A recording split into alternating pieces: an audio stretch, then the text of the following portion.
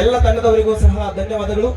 ಇಬ್ಬರು ಭಾರತದ ಮಹಾನ್ ಚೇತನ ಶಕ್ತಿಗಳಾದಂತಹ ಮಹಾತ್ಮ ಗಾಂಧಿ ಹಾಗೂ ಸಂವಿಧಾನ ಶಿಲ್ಪಿ ಬಾಬಾ ಸಾಹೇಬ್ ಅಂಬೇಡ್ಕರ್ ಅವರ ಭಾವಚಿತ್ರಕ್ಕೆ ಸನ್ಮಾನ್ಯ ಶಾಸಕರು ಹಾಗೂ ಮಾನ್ಯ ತಹಸೀಲ್ದಾರ್ ಅವರಿಂದ ಪುಷ್ಪ ಸಮರ್ಪಣೆ ಮೂಲಕ ನಮನಗಳನ್ನ ಸಲ್ಲಿಸ್ತಾ ಇದ್ದಾರೆ.